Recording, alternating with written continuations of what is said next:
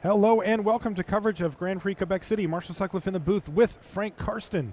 We're ready for round 15 here, Frank, and these are some big matches that are going to be played out here as we're starting to form what our top 8 is actually going to look like. We believe we've got 6 players already into the top 8, which leaves us just 2 slots left. Yep. And where are Alex and Seth? By the way, check this out. Alexander Hayne versus Seth Manfield in round 15, and they're playing for maybe top 8? Top 8, where are they at?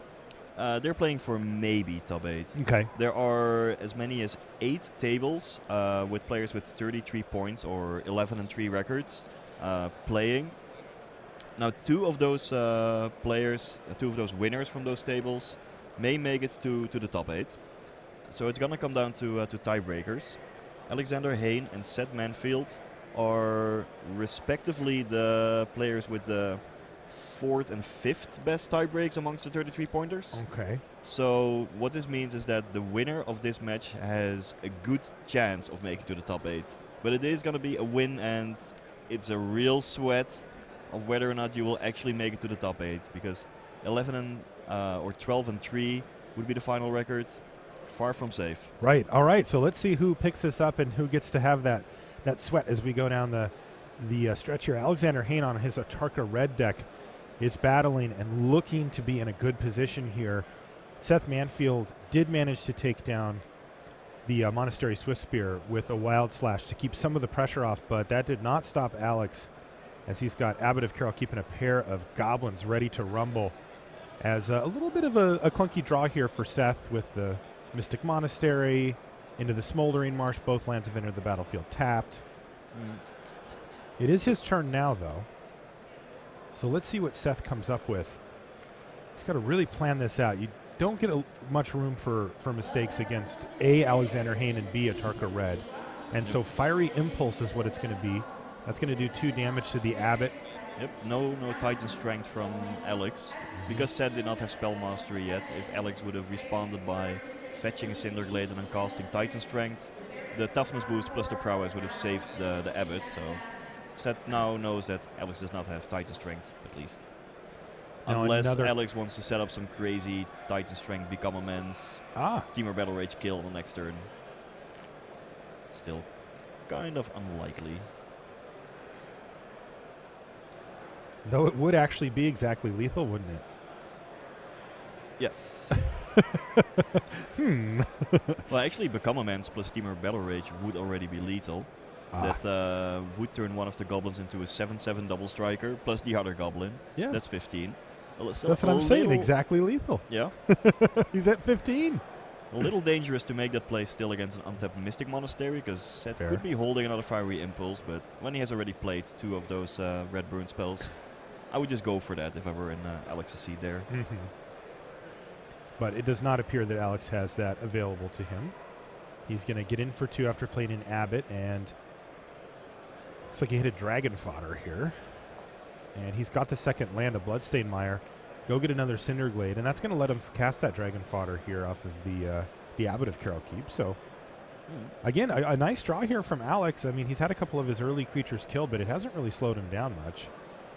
No, and all those Goblin tokens may also pose some problems for Seth Manfield, whose deck is filled with efficient 1-for-1 removal spells, but at least in a main deck, before he is able to board in Radiant Flames, he doesn't have a good way of clearing up multiple creatures at the same time. So what Seth may... The best things that Seth could do is to play some blockers, like a Tessiger or a Mantis Rider, but if Seth is just holding a bunch of Shocks or Colligan's Commands or maybe Ojitai's Command or whatever, that's not really going to help him against this sea of goblins. Here we see it, Crackling Doom. Yeah, this is kind of miserable for Seth. I mean, he does take out the Abbot of Carroll Keep, a key threat, but bang, 4 more damage is going to drop him down to 9. Interesting. The classic post-combat Monastery Swift Spear. Alex did it to play around Ojitai's Command, because Seth had 4 mana up. Ojitai's Command, one of the premier cards in the Dark Jeskai deck, and Alex did not want to commit a creature to the stack when Seth has 4 mana up.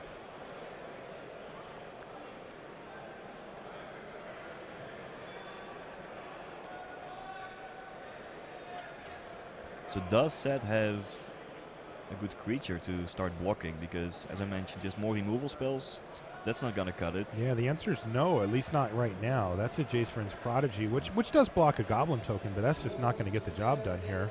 Yeah, it doesn't actually kill the Goblin token in the block. Right. It also dies to a Fiery Impulse. Indeed. And here's Dispel for Manfield, but that does reduce the number of things that Manfield can do now. Before he had 3 mana, so he could represent some number of spells, but no. He's just going to have to block a Goblin and take 2, 3, 4, 5 damage. Oh, no. That's lethal. Yeah, and wow. Seth does not have another Fiery Impulse in response. Jeez. The Swift Spear had already grown due to the burn spell Yeah. that he played pre-combat. Yeah, the Fire Impulse there, yeah. Yep, and now it was a 3-power double striker. That'll do it. That was plenty. So, sick draw there from Alex Hayne, just never letting his foot off the gas, while Seth Manfield, you know, he had a slowish draw with a bunch of tap lands, but he also had 2 of his 4 spot removal spells that only cost 1 mana. It just wasn't enough. Yeah, Tarka Red is such a good deck in Game 1. It gets much worse after people board in Radiant Flames and whatever answers they have in a board. But it may still be the deck with the best Game 1 win percentage in the format, because it's so fast and so ruthless. All right, so let's jump back on our back table. Here's Dan Lanthier. He's playing against Brenton Henry. And again, the Dark Jeskai deck, we've seen plenty of it around.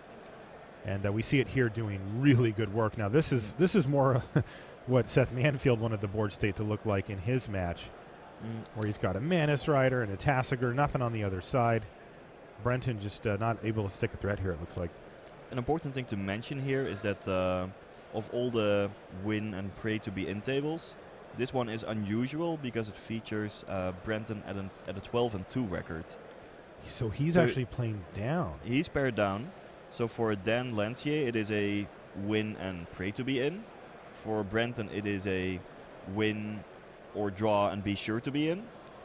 Or a lose and, well, I can still cross my fingers and hope my tie breaks hold up, because they are still reasonable. Up there with the best 33 pointers. That's a tough spot for Brenton Henry.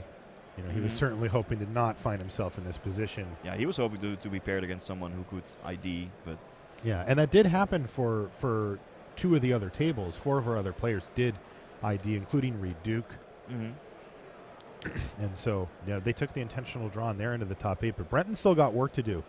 Sometimes it breaks out that way, and yeah, he's just going to have to fight his way through. He does find himself significantly behind here, though. It looks like, how the heck does he get out of this? It looks like he's just going to lose game 1 and have to win back-to-back games if he's going to get into the top 8 cleanly. Yeah, well, you never can count out this Autarka red deck, because even though it looks to be in a horrible board state, before you know it, this deck plays Monastery Swift Spear, attacks, Temur Battle Rage, Become Immense, and there is a 9-power double striker. Now Dan, I believe, still has Fiery Impulse in hand in order to prevent that from happening, although he doesn't actually have 2 spells in the graveyard to turn on Spell Mastery. No, So he just if has Brendan 1. goes for that sequence, he may actually be able to win on the next turn. Well, let's see if he has it.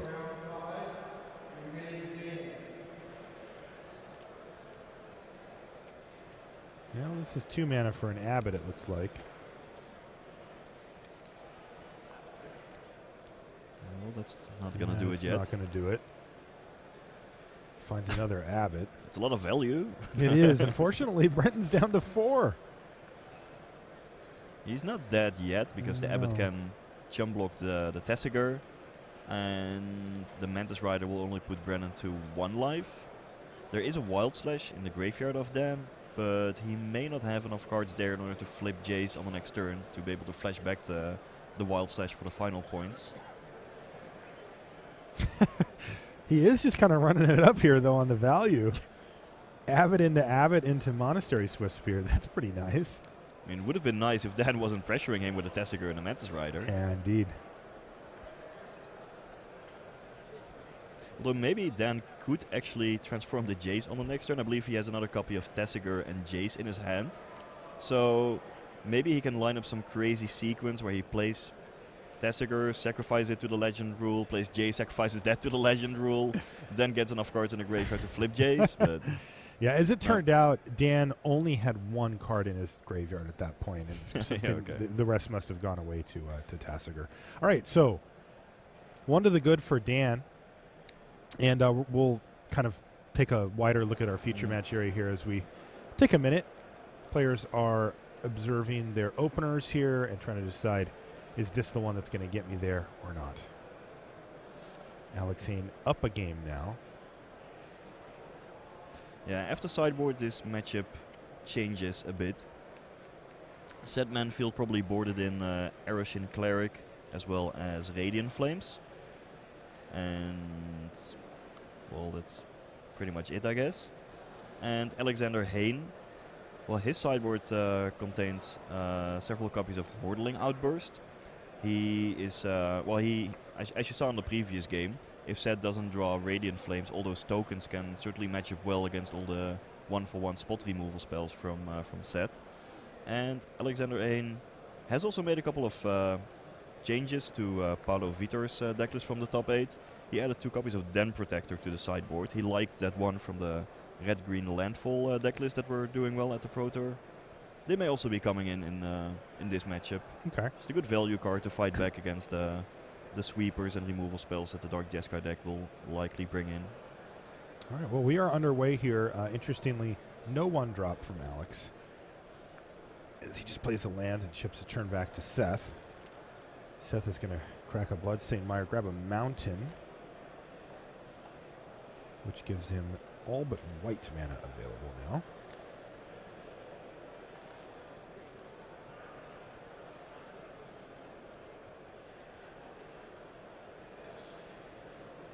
All right, and it's going to be a Jace Vryn's Prodigy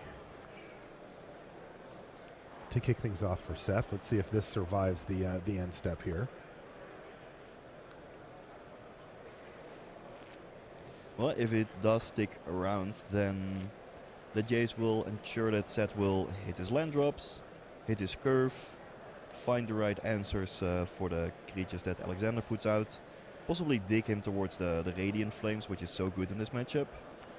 But no, there is a Fiery Impulse. Down goes Jace. All right, now this is a big turn for Alex. Can he get some pressure going? Because that worked out beautifully. No one drop, no pressure, but he got to take out Jace on end step, and now the coast is clear for him to start getting some threats on the battlefield. He gets a basic forest here.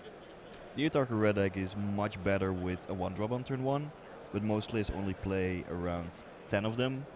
And you can't really mulligan towards a 1-drop, so if you get an opening hand that still has a reasonable mix of lands and spells and, well, a 2-drop creature, you should still keep. How about this 2-drop creature? It's a fine... The it's old face-up Den Protector. It's not the best 2-drop that Alexander's deck has access to. And when he boarded it in, I'm sure that he was hoping to morph it and get some value out of it. But if you don't have anything else, then a turn 2 Den Protector is still a fine card to have. I like how it can attack into Arashin Cleric, for instance. Yeah. Same thing with Jace. All right, so here's a duress now from Seth Manfield. He's going to see Become Immense, Titan Strength, Fiery Impulse are the options he can take here. The other 2 are lands. There's a Cinder Glade and a Windswept Heath. Yeah, so if I'm Seth and I am holding, say, another copy of Jace or maybe a Mantis Rider, as well as a removal spell for the Den Protector, I'm almost certainly taking the Fiery Impulse. But if I don't have a good answer to the Den Protector, and maybe only Tessigers or big creatures, then I would take the Become Immense in order to take out the possibility for Alexander to set up a big turn. Just go for the Become Immense. Yeah, he takes the Become Immense to try to take that explosiveness away. And you know what? He's also going to use up his mana here and just Wild Slash the Den Protector, you know, keeping his life total very high here as Seth Manfield, though he still doesn't have white mana. Let's see if he can turn that corner. No play from Alex. Well, Alex didn't have a creature. Yeah, so I guess he just didn't draw one. Sad. This is falling away from Alex pretty quickly, right? Yeah, well, Polluted Delta cannot fetch... it can actually fetch a white source. You can fetch the Prairie Stream, yeah, indeed. So, yeah, perhaps that corner will be in the rear view mirror.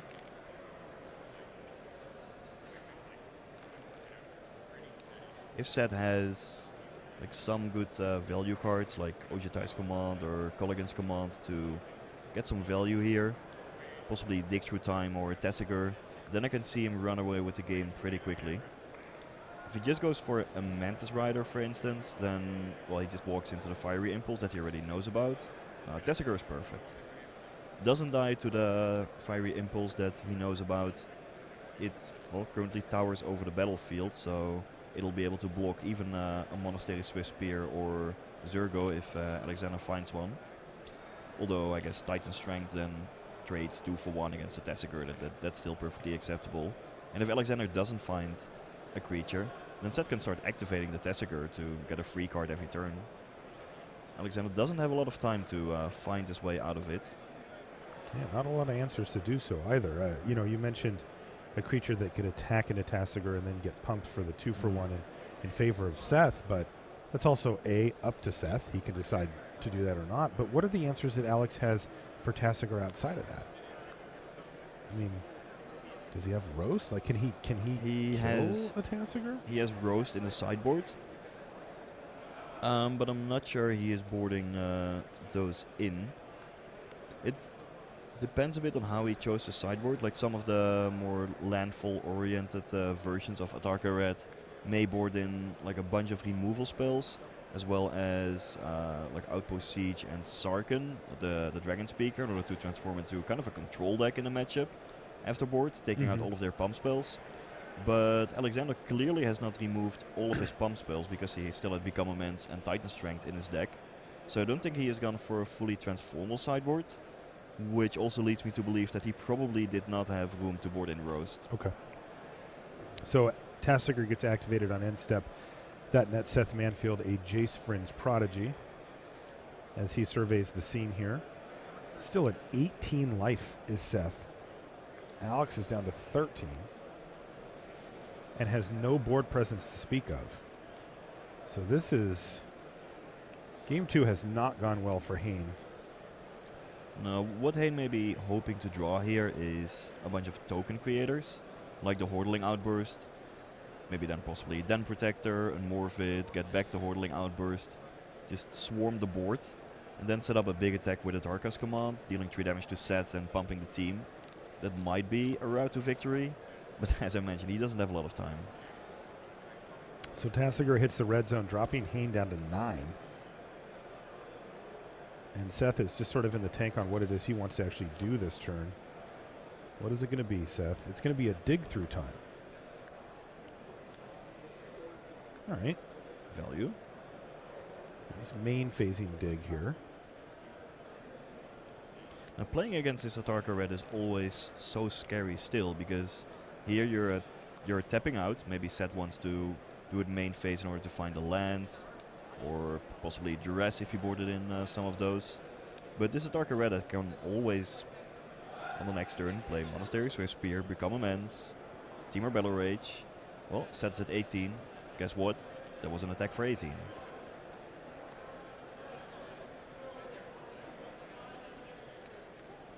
Nothing. Just passes the turn back. Uh-oh. No land, no Duress, and no mana up for Fiery Impulse or Wild Slash, so... So the shields are fully down here? If Alexander found that perfect sequence of cards on the top of his deck over the course of the last few turns... What about Dispel? This might be lethal. Oh yeah, they're still Dispel. That's a good point. Yeah, Seth has 2 copies of Dispel in the main deck. Yeah, that would work. Okay, well, here's Zergo. Titan Strength Zergo. Resolves. Scry, put a card on the bottom. Taking 5.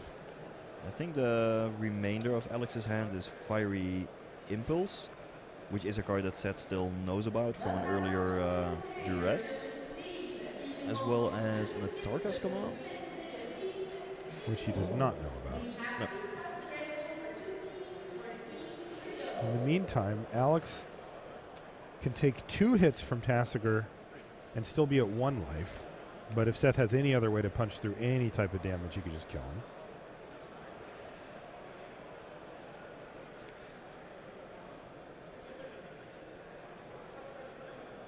It's going to be tough to push through enough damage this turn through that Fiery Impulse, because Fiery Impulse will answer Mantis Rider. I don't think Seth wants to waste time by playing creatures that just fall to the card in Alex's hand that he knows about. But I wouldn't be surprised if Seth can set up the kill for the next turn. I wouldn't either. Alright, there's a Jace, which I imagine is not going to live for long. Alex doesn't play the Fiery Impulse yet, because if he draws Monastery Swift Spear, he wants to be able to benefit from the Prowess trigger on his turn. Right, Zur goes back, and he's just going to attack here. No blocks, go down to 11, Seth Manfield. And end my turn.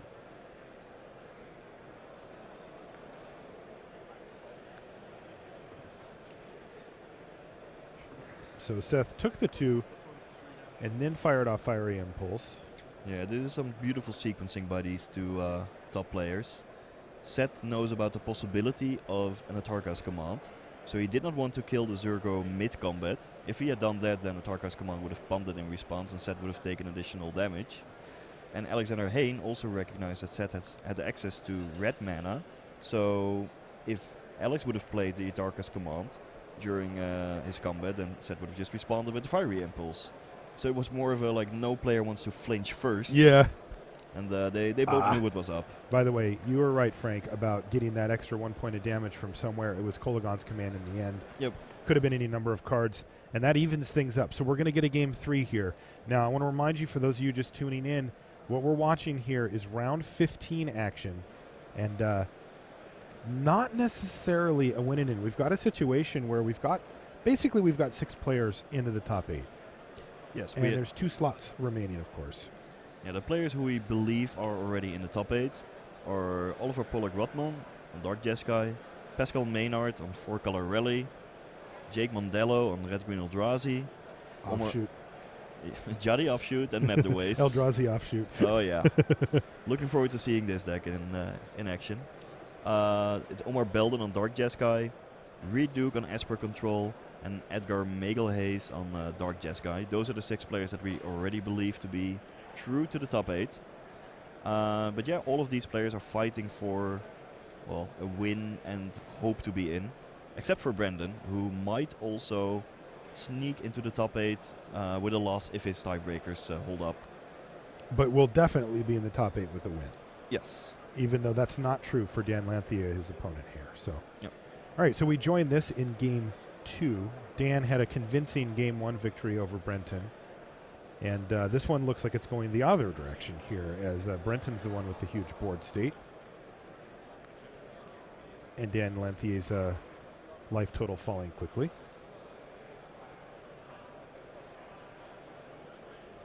I still see a Tessiger in the hand of Dan, which could come down on the next turn for only 1 mana.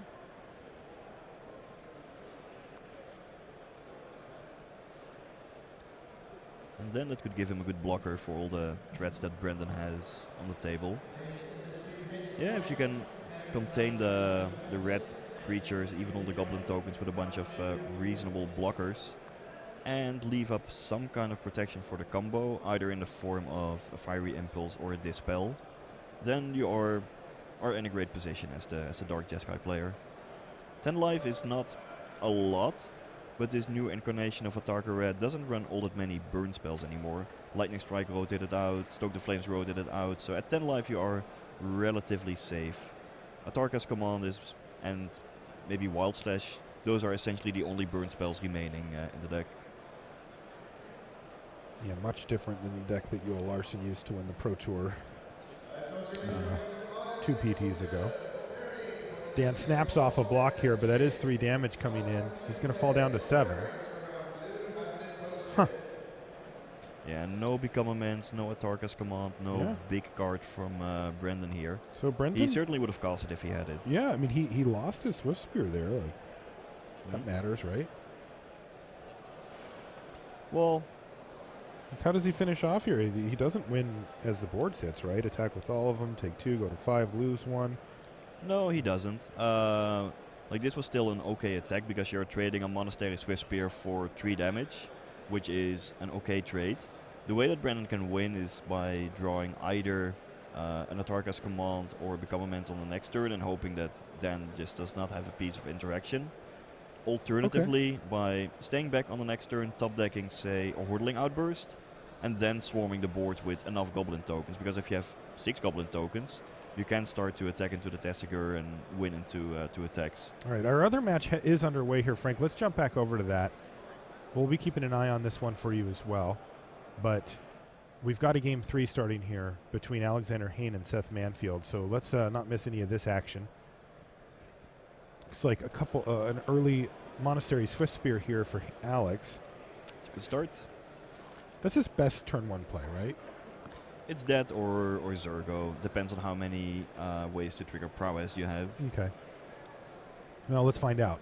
Here's a duress on this deck for Manfield, and he is going to see Dragon Fodder, Roast, Windswept Heath, Abbot of Carroll Keep, and a Den Protector. Oh, sorry, a Become Immense, not a Den Protector. Yep. So the Roast did come in.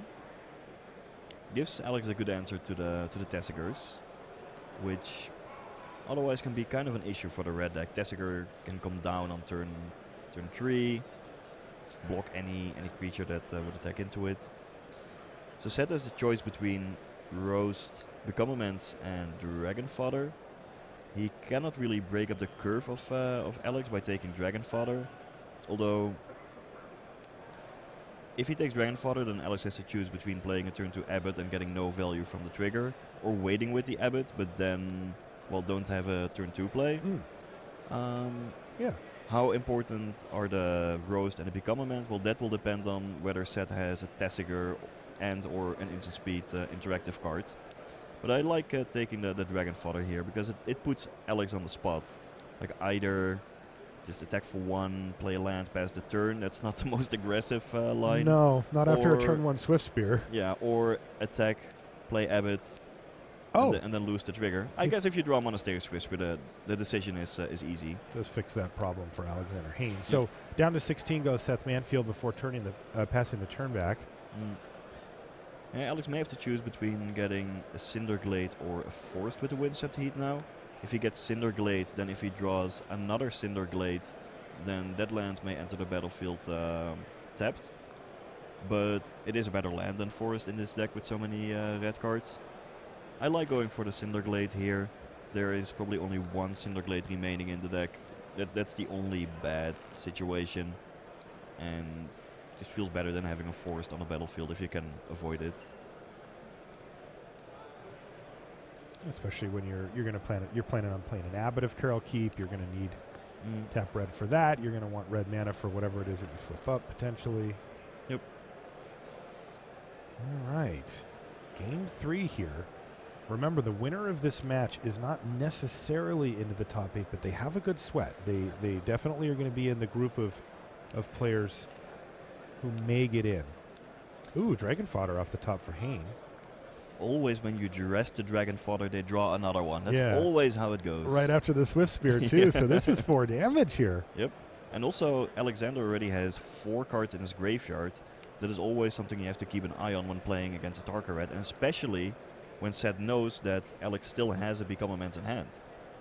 So that is becoming a bit threatening at this point.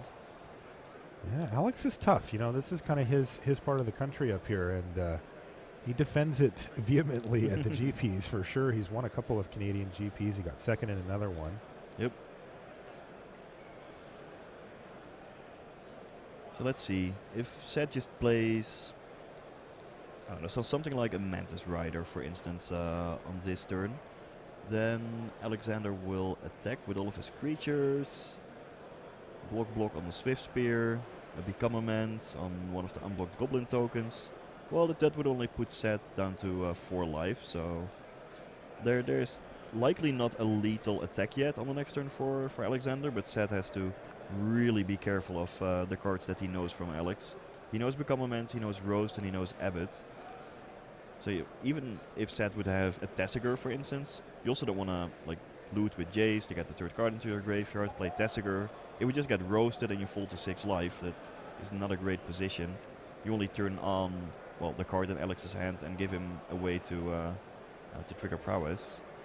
I guess now Alex can roast the Jace. which Yeah. is a fine play as well, because there are not enough cards into the graveyard yet for Set to transform it in response. And it would also trigger prowess on the Monastery Swiss Spears. I guess if Set really wants to in that situation, he can call against command to force himself to discard a card, such that Jace can actually transform in response to the roast, but that's probably going too deep. He's going to activate Jason response. It's a lot of damage, though. Yeah, Set really needs a removal spell for some of the Swiss Spears here. Or just find a Radiant Flames. If he perhaps drew Radiant Flames, then he can take 6 damage here, fall to 6 life, and then sweep the board on the next turn. Yeah, does Alex not have a land drop to hit? No. So pass the turn back. This is big. Yeah, there was no play from Set there, so no Colligan's Command, no Fiery Impulse, no way to kill the attacking Monastery Swiss Spears. I'm guessing it's Radiant Flames or bust pretty much here. How about Flooded Strand? That's not going to get it done. Maybe he has Ojutai's Command. That would get him over the hump as the board sits. Gives him a turn. But Alex also has the ability to just fire off Become Immense here if he'd like. You don't want to do that into 4 untapped mana. Yeah. Like, obviously you have lethal if Set has nothing, but if Set has nothing, you're probably winning the game anyway. Alright, he does go for it. Wow, he's just moving right in. Maybe because Set didn't play anything on the previous turn, Alexander is thinking, well, maybe he doesn't have Colligan's Command or Fiery Impulse, so just try it over here. Indeed it works. And it works. Wow. What did Set have in hand? Yeah, let's take. He showed Alex what he had in his hand. There is an Ojutai's Command. Yeah, that wouldn't be enough. No, he just went right over the top of it. So Wow. Alexander Hayne wins the match. He is going to put himself in the group of people who are live for top 8, though not guaranteed. Yep. There's a tiebreaker situation that's going to play out here after this round, and we just don't know yet who's going to make it in. But Alex is going to be on that short list of eligible players. Mm-hmm. Let's look back over here at Brenton Henry versus Dan Lanthier. Wow, this game is still going. This is the one we checked in on. Really? Yeah. All right. You can How is see.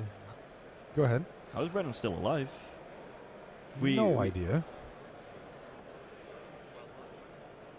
Maybe he just drew. Maybe he had a a roast or something. Yeah, that's possible, because last we checked, Dan was attacking with Tessiger, Yeah, right? yeah. Maybe the game score hasn't been updated yet, because That also could be. Yeah, we'll double check that. There's a lot of lands on that table, though, if this is a game 3. That's a lot of cards in hand, too, for Dan. yep. Yeah, Brendan has 2, hasn't really been playing anything. Dan's got a Crackling Doom. He's going to want to. Yeah, so he's also Just hold safe that from up the forever. haste creature plus combo play. Yep.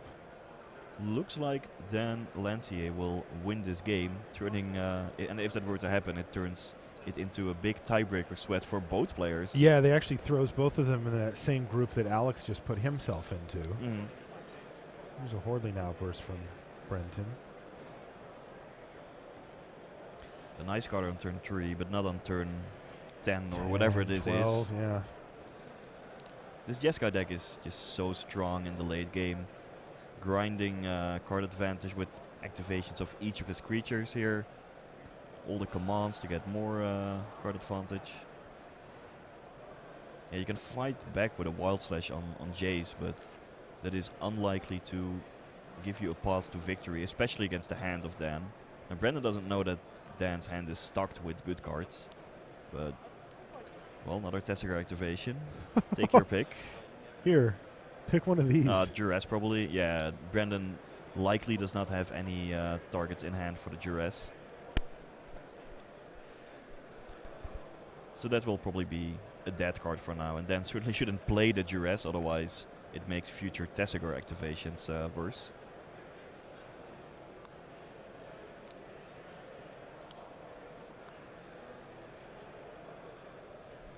Tessiger getting in there.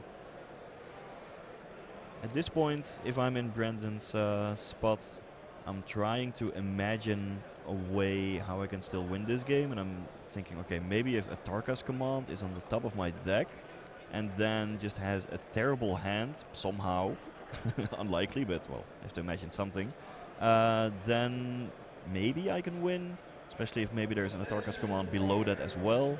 So I'll just take the damage from Tessiger, go down to 7, and hope to top deck into those kinds of pump spells.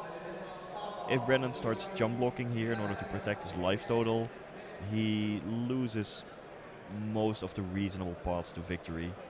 And it gives him more time, and if he were playing a burn heavy variant of Mono Red, it might be reasonable, but I don't think that's where you want to be in this list.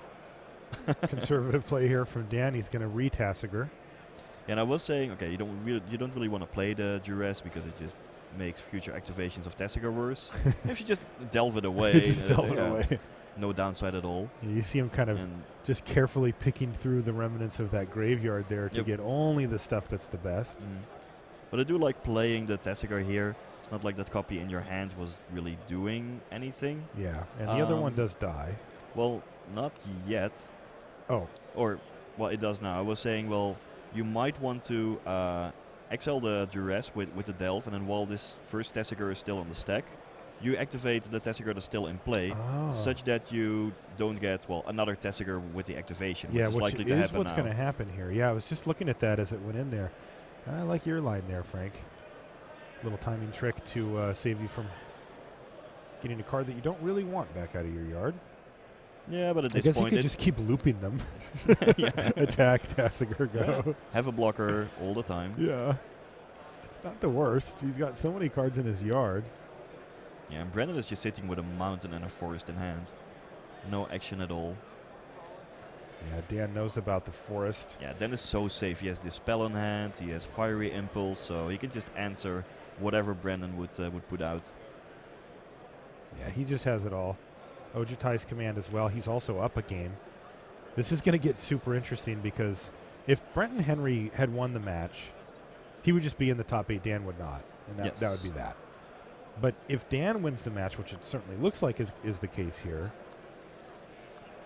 then both Brenton and Dan get thrown into the mix on the tiebreakers, the one that we saw Alexander Hayne in as well. So this is going to break down kind of cool. Yeah, and if I was looking at the tiebreakers of most of those players, they were within a couple percent of each other. So it's going to be from top to bottom. Yeah. Oh wow. So it's going to be really close. Well, unfortunately, this game does not hold that same description, as Tessiger knocks Brenton Henry down to 1 and is looking like is going to knock him out of the match here as well. Bunch of lands, dragon fodder, and that's going to do it, Dan Lanthier. Some of his buddies on the rail there giving him a little round of applause, and he stays at, he's going to improve to 12-3 and put Brenton Henry at 12-3 as well. So and hope. There's 3 names in that scrum. How many do we predict here, Frank, that we will actually have that are going to be fighting for that last slot or 2? So now I am predicting that 2 players at 12-3 records will make it to the top 8. Could be any of these 2 players. It could be Alexander Hayne. It could also be Brian Branduin or Nicholas Bélan, who are still playing their match at the moment. Or possibly Paulo Vitor Dama da Rosa against Nathaniel Boutin. Same deal. Then we also both of them are in that same spot? Yes. Okay. And, well, some other names that are also currently sitting at 33 points. Eric English, Maxime Fisset, Jean-François Betty, and Shahar Shenhar. Like, looking at their tiebreakers, it seems unlikely that they will be able to jump some of the ones with higher tiebreakers, but we've seen stranger things happen. Okay.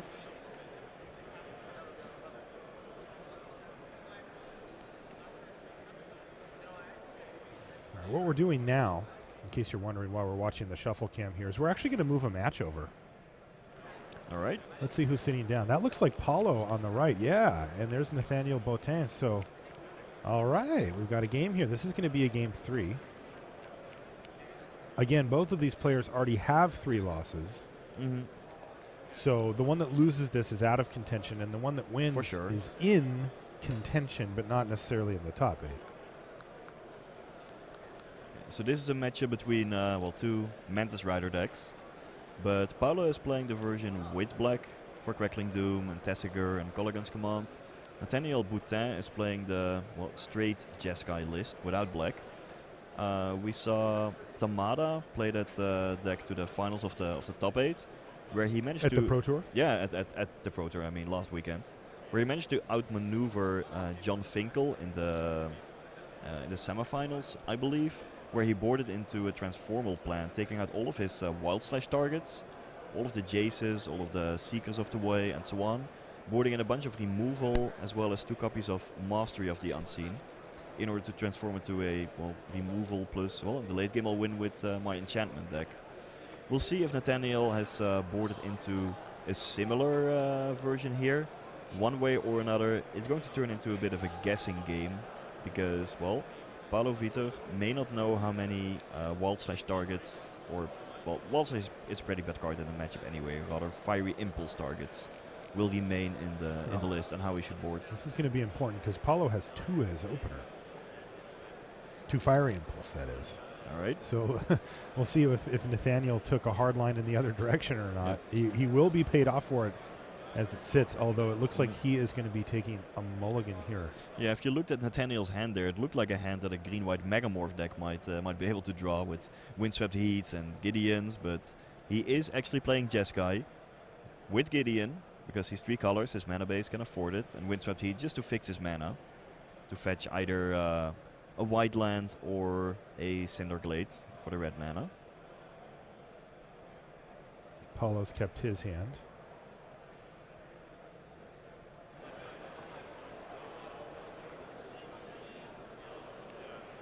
Alright, lands and spells. I think it's 3 lands, Fiery Impulse, Silk Grab, and Treasure Cruise. Looks like a Gideon on top, by the way. removal plan to me. Yeah, it's a fine mulligan to 6. He's going to want to wait to crack that Wooded Foothills, but otherwise, is that going to hurt him here? No, well, He's just going to want to get some basics or something anyway. if he wants to draw the Gideon, which I think seems reasonable He with leaves his it on hand, top, yeah. it doesn't really hurt him, because he probably won't need the mana from the Wooded Foothills right away anyway. It's not like Paulo Vitor is going to play turn 1 Zergo that you want to Wild Slash and get it out of here. Even if Paulo plays, say, a Jace right now, you can just fetch the red mana at this point. Although maybe because Nathaniel has some expensive cards in hand, in Gideon as well as Treasure Cruise, he might want to hold off on fetching until he draws until the last possible moment, in order to increase the chances of finding that 4th land.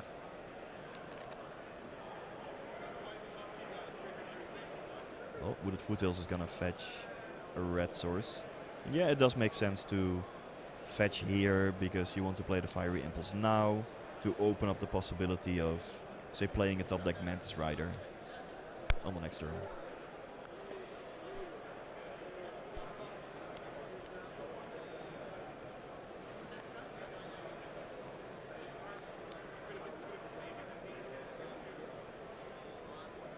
No 4th land, no Mantis Rider. Although Nathaniel does have access to both white and blue mana by fetching Plains as well as Prairie Stream with his Windswept Heats. But he just drew a Valorous Stance, which is a nice answer to Tessiger, but not perfect for this situation. Land here, though. Yes, he does. Ugh, that could have been Gideon on an empty board. And he draws another Gideon, but no 4th land. Uh-oh. This could get ugly here. Yeah, still keeping his fetch lands around in order to increase the probability of drawing that 4th land. It's not like Paulo is doing much either. That's true. Maybe he really hasn't done much. Just presented a Jace that got killed, and that was it. Yeah. Maybe Paulo was keeping open mana for Ojitai's command here, but yeah, when Nathaniel doesn't have any creatures in hand, even if he finds his 4th land, he's just going to cast a Planeswalker. That Ojitai's command is not going to help Paulo at all. Will not stop him from firing it off. I said not help at all, but I mean, it's not going to counter a creature, but it will get back Jace and draw him a card, which actually, to be fair, does help him a lot. All right, Rending Volley is going to take down Jace before even a single activation. He finds a Mantis Rider off the top. Paolo's hand's looking sweet. Multiple Mantis I Riders. mean, those are all spells, Frank. A Jace, He's several on copies 7 of spells in hand right now. Fiery Impulse. Yeah, I see a Crackling Doom there. Which, of course, is something that Nathaniel does not have access to. All right, he did it. Prairie Stream. But is it still in time now? Because No. now that Paolo already has a Mantis Rider in play, as well as a Mantis Rider in hand, if you just play Gideon now, I mean, it's just going to get killed by the Mantis Riders. Yeah. Or potentially ignored. Yeah. It's way too late. Maybe Nathaniel just has to make the Silk Grab here in order to play kind of the control game and postpone his win conditions when he has hopefully taken control of the board. That's what I think needs to happen here. I mean, just the one Mantis Rider already is enough pressure to... I mean, it just matches up so well against Gideon, just because it doesn't care about the 2/2s that it makes, and it can attack over and kill Gideon in a couple of turns anyway.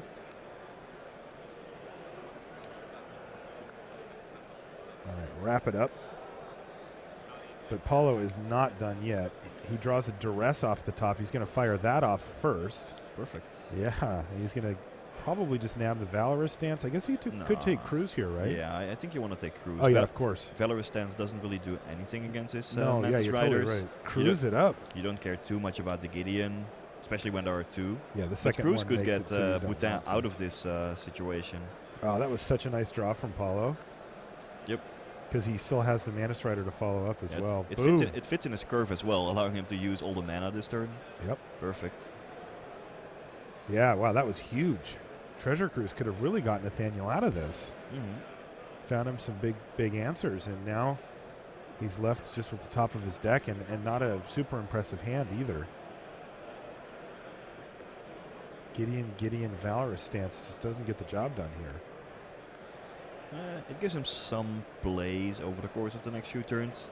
He can make a Gideon, make a token if Paolo doesn't have much. Although Nathaniel also realizes that Paolo has missed a land drop, so Paolo must also be sitting with a bunch of good spells in hand. But suppose that Paolo wouldn't play anything, then Mantis Rider attacks Gideon, you get another token, and somehow get back into the game.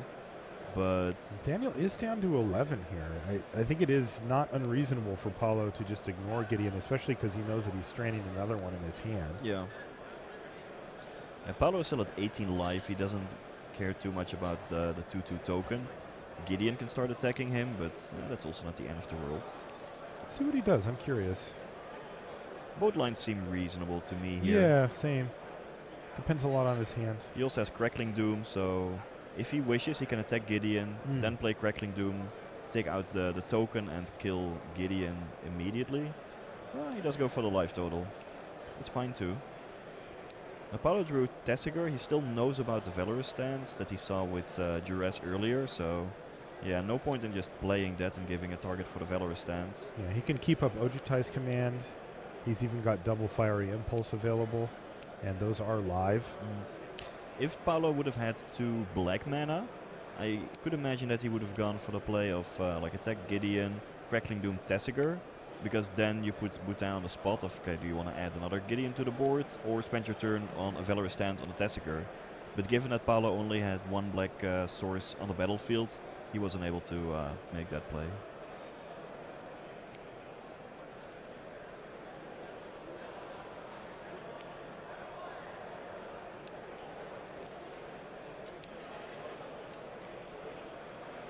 So what does Boutin even want to do here?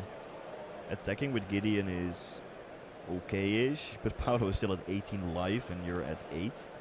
Making a token, well, that doesn't really do all that much against Mantis Rider. Maybe you can get the emblem such that at least the Knight token can start attacking. Yeah, he does go for that. He's going to go for that, and remember, this isn't that bad anyway because he does have another in his hand.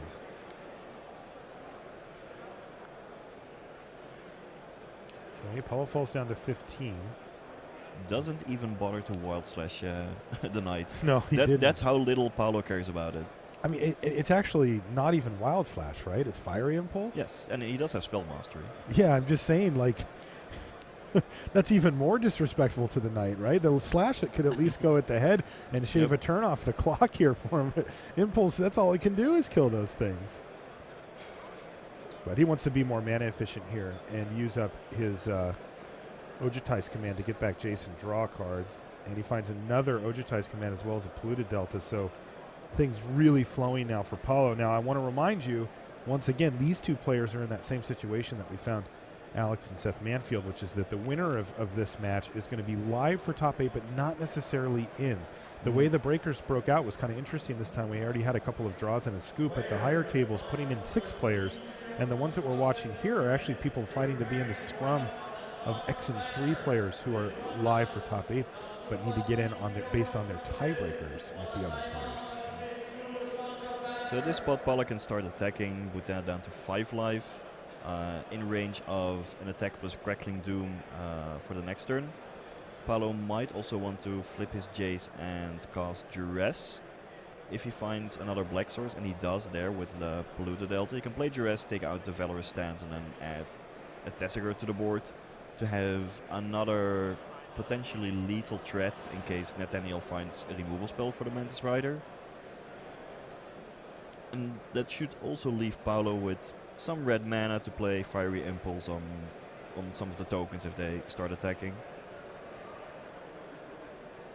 Basically, Paulo has plenty of good paths to victory here, and it's up to him to choose, well, whichever he prefers. It could go wrong if Bhutan draws a Treasure Cruise, if that card is on top of Bhutan's deck, and then he finds the perfect 3 cards.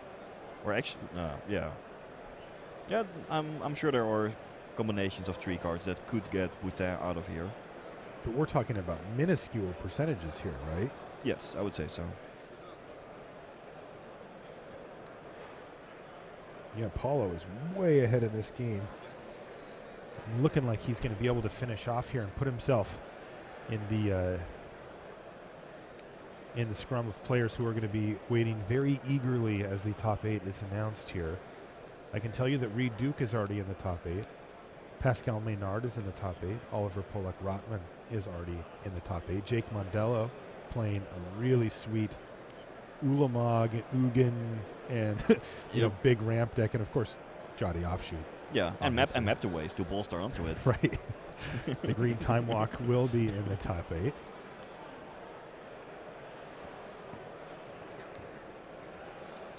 So Bhutan drew a Mantis Rider. It is not the Treasure Cruise that he needed. And Paulo Vitor has almost certainly the kill locked up. He can Fiery Impulse the Mantis Rider that Nathaniel plays, attack Nathaniel down to 2 with his Mantis Rider, and then play Crackling Doom for the kill. That does do it. Paulo's just making sure here. Says, yeah, sure, Mantis Well, Rider, he's no got it. problem. He's got it. I think so too. And if anyone will see it, it's Paulo. Yeah, I mean, all he really has to do is just play Crackling Doom, right? Because that kills the Mantis Rider. Oh yeah, he doesn't even have to play the Fiery Impulse. Because he would need to play both because yeah. it's a 4/4.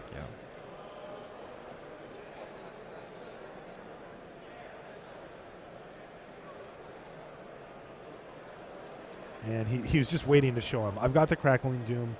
That kills Mantis Rider. It's a 4/4. Your other creatures are only 3/3s. I've got 3 in the air, and that does it. Paulo Vitor Damarosa finishes strong here over Nathaniel Bhutan, and again puts himself in that scrum. So